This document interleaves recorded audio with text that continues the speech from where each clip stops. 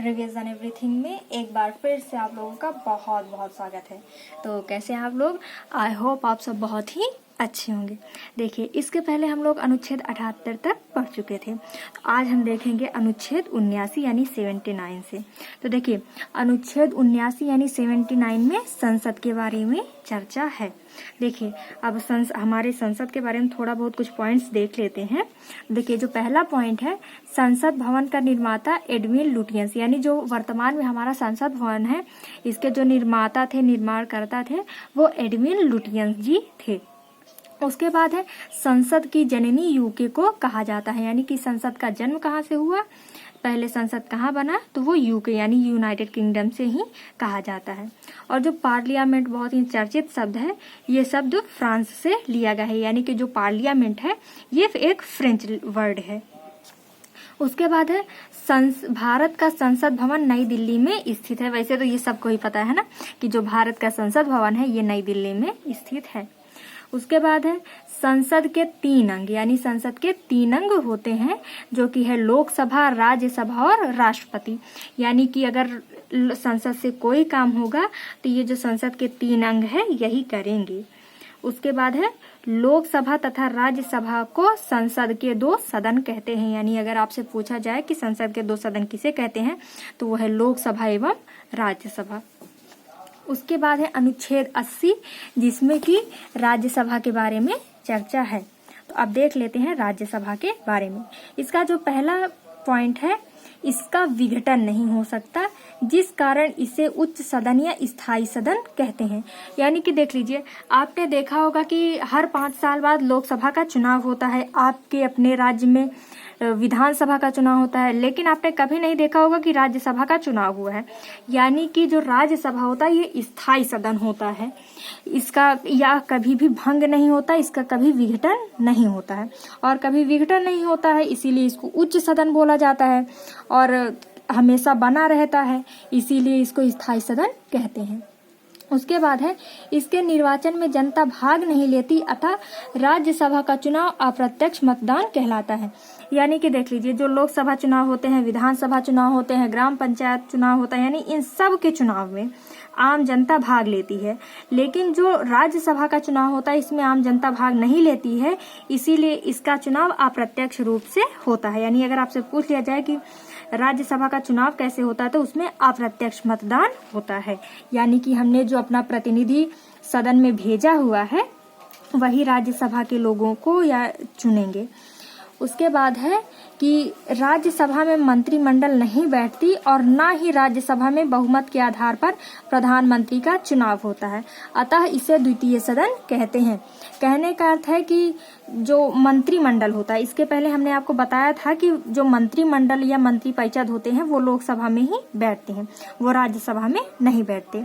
उसके अलावा अगर किसी भी पार्टी का जो बहुमत है वो राज्यसभा में है तो उससे कोई मतलब नहीं है। अगर भारत के प्रधानमंत्री बनेंगे तो वो लोकसभा के ही बहुमत से बनेंगे, राज्यसभा के बहुमत से कोई फर्क नहीं पड़ता, और इस कारण इसे द्वितीय सदन कहते हैं।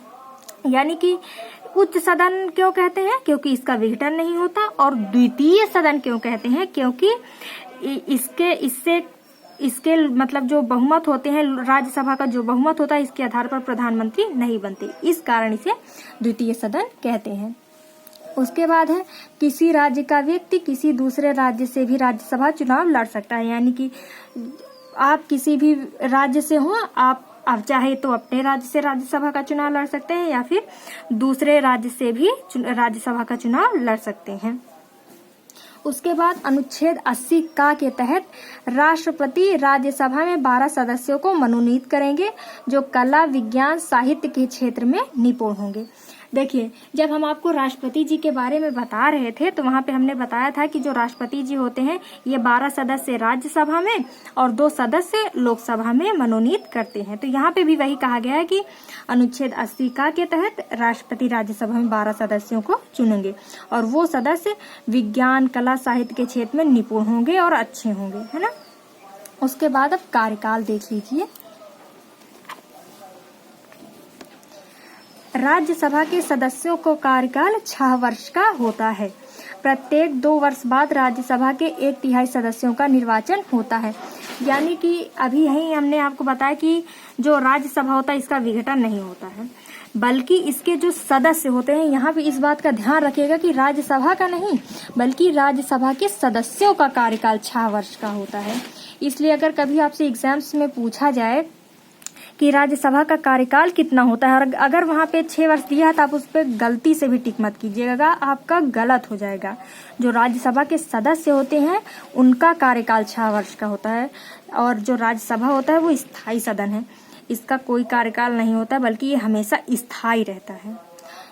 प्रत्येक 2 वर्ष बाद राज्यसभा के 1/3 सदस्यों का निर्वाचन होता है, यानी कि हर 2 साल बाद, जैसे मान लीजिए कि इस बार चुनाव हुआ है तो अगले 2 साल बाद फिर से राज्यसभा के जो 1/3 सदस्य होंगे उनका निर्वाचन होगा।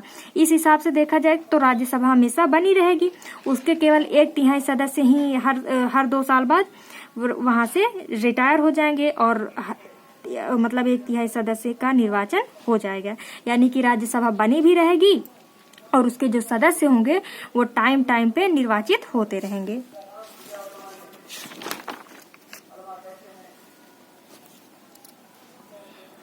उसके बाद है राज्यसभा सीटों का संख्या वर्तमान में 245 और अधिकतम 250 हो सकती है, और ये दोनों याद रखिएगा क्योंकि बहुत ही जरूरी है कि वर्तमान में कितनी है 245 और अधिकतम कितनी हो सकती है 250 अधिकतम हो सकती है। राज्यसभा को शिक्षितों तथा वृद्धों का सदन कहा जाता है, यानी कि जो राज्यसभा के सदस्य होते हैं उनको वो बहुत ही शिक्षित होते हैं, हाई लेवल के होते हैं, बहुत ही पढ़े लिखे होते हैं।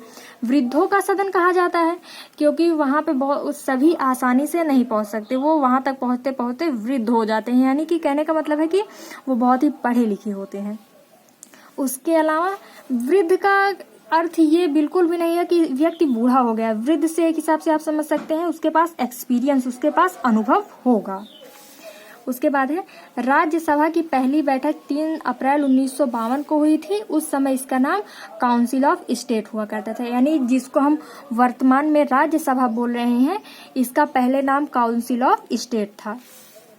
3 अगस्त 1954 को राज्यसभा का नाम राज्यसभा रखा गया, यानी कि ये डेट ध्यान रखिएगा कि 3 अगस्त 1954 से जो काउंसिल ऑफ स्टेट था उसका नाम राज्यसभा हो गया।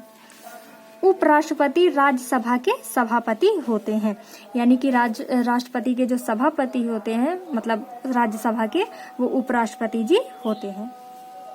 उसके बाद अगला पॉइंट है राज्यसभा का सदस्य बनने की योग्यता उतनी है जितनी ही अन्य मंत्रियों की है, यानी कि वो पागल या दिवालिया ना हो, मतलब किसी भी 35 वर्ष की, 30 वर्ष की या 25 वर्ष की आयु रख के मतलब उनकी आयु हो, यानी कि राज्यसभा के जो आयु होता है वो न्यूनतम 30 वर्ष होती है।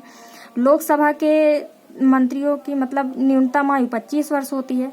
तो मतलब जैसे अन्य मंत्रियों की और सारी योग्यताएं होती हैं एज के अलावा, कि पागल या दिवालिया ना हो, भारत के नागरिक हों, मतलब जो अन्य मंत्रियों की है उतनी ही योग्यता राज्यसभा की भी है। बस केवल सबकी योग्यता में केवल उम्र का अंतर होता है कि लोकसभा का सदस्य बनने के लिए 25 वर्ष होती है, राज्यसभा का सदस्य बनने के लिए 30 वर्ष होती है, राष्ट्रपति बनने के लिए 35 वर्ष होती है, और इसके अलावा बाकी सारी योग्यताएं सेम टू सेम ही है। राज्यसभा बनने के लिए न्यूनतम आयु 30 वर्ष की होती है, इसको तो अभी हमने आपको बता ही दिया है। तो आई होप कि आपको संसद और राज्यसभा के बारे में पता चल गया होगा और आपको वीडियो अच्छी लगेगी। तो मिलते हैं नेक्स्ट वीडियो में। Thank you.